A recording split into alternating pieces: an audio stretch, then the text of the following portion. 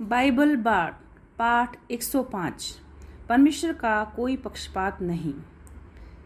नमस्कार और आपका दिन शुभ हो। मैं हूं बाइबल बार्ड वह कथावाचक होता है जो किसी विशेष मौखिक परंपरा से जुड़े पारंपरिक ग्रंथों का वाचन करता है। मेरा उद्देश्य बाइबल के साहित्य में वर्णित उन बातों का पाठ करना और उन्हें स्पष्ट करना है जो बताती है कि परमेश्वर कौन है और मनुष्य कौन है। आज हम अपनी चर्चा यहाँ से आरंभ करते हैं।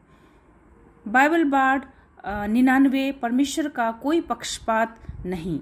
भाग 1 में हमने नए नियम में वर्णित उस यहूदी विश्वास पर विचार किया था कि केवल इजरायलियों को ही परमेश्वर द्वारा स्वीकार किए जाने और बाइबल के परमेश्वर पर विश्वास करने का विशेष अधिकार प्राप्त है। परंतु यीशु के प्रारंभिक विश्वासियों के बीच यह धारणा बदल गई। प्रेरितों के काम में वर्णन किया है कि जब परमेश्वर ने पतरस को अन्य जातियों गैर यहूदियों के पास भेजा, तब उसने यहूदी विश्वासियों की सभा से कहा, इस प्रकार परमेश्वर ने अन्य जातियों को भी ऐसा मन फिराव दिया है जो जीवन की ओर ले जाता है। अब मार्ग खुल गया था कि यहूदी विश्वासी अन्य जातियों को यीशु मसीह और सुसमाचार का संदेश सुनाएं और वे भी उसे स्वीकार करें। इसी प्रकार मसीह कलीसिया का आरंभ हुआ। आज के बाइबल बार्ड वीडियो पॉडकास्ट में हम बाइबल की इस शिक्षा पर विचार करेंगे कि परमेश्वर किसी का पक्षपात नहीं करता, और साथ ही उन बातों पर भी विचार करेंगे जो पहली दृष्टि में विरोधाभासी प्रतीत होती हैं, जैसे कि परमेश्वर ने इजराइल राष्ट्र को अपना विशेष लोगों का समूह चुना और कुछ व्यक्तियों को उद्धार प्रदान किया जबकि अन्य को नहीं।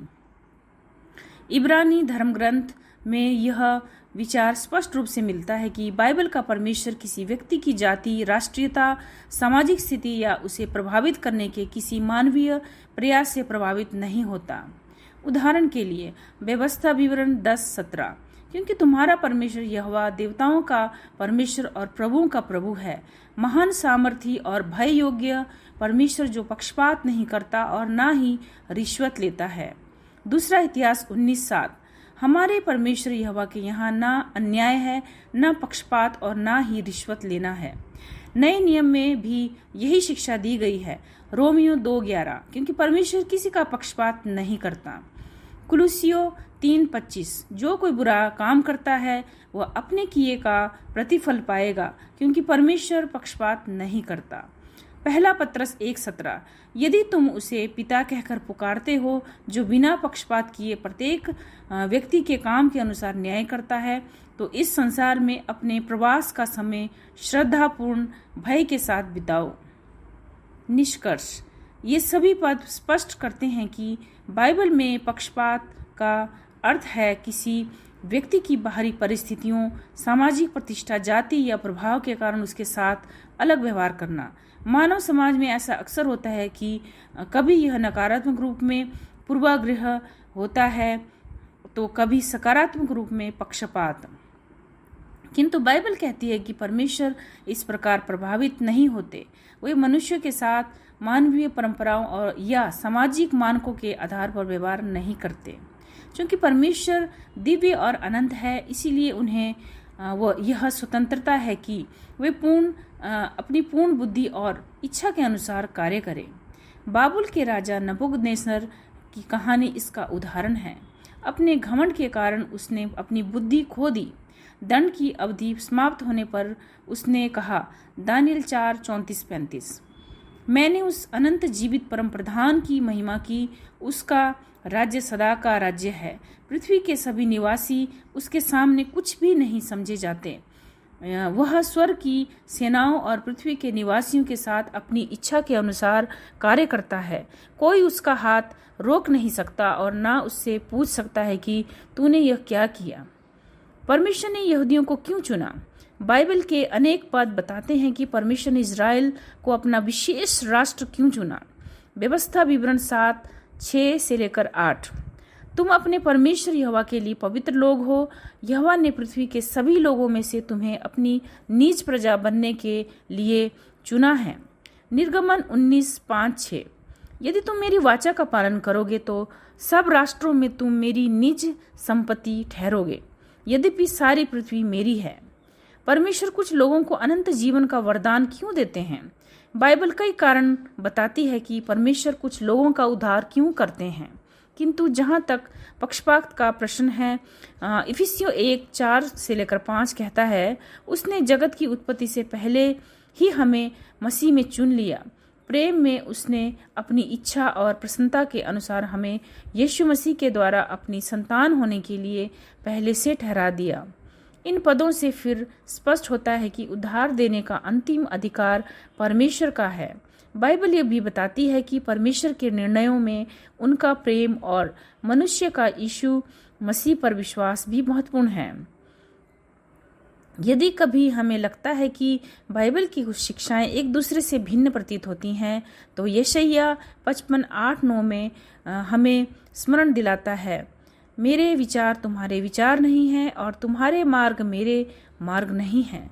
जैसे आकाश पृथ्वी से ऊंचा है, वैसे ही मेरे मार्ग तुम्हारे मार्गों से और मेरे विचार तुम्हारे विचारों से ऊंचे हैं। कुछ संशयवादी इस विचार को स्वीकार नहीं करते कि परमेश्वर अपनी सृष्टि के साथ अपनी इच्छा के अनुसार कार्य कर सकते हैं, लेकिन उनका यह दृष्टिकोण वास्तव में इस प्रश्न का उत्तर देता है, क्या आप विश्वास करते हैं कि परमेश्वर भले हैं, कोई गलती नहीं करते और सदैव पूर्ण न्याय करते हैं?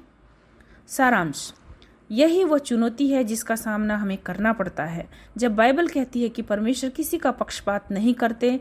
यदि परमेश्वर वास्तव में परमेश्वर है, तो क्या हम उनके सभी निर्णयों पर भरोसा करेंगे कि वे उनकी पवित्र, भली और पूर्ण प्रकृति के अनुरूप है?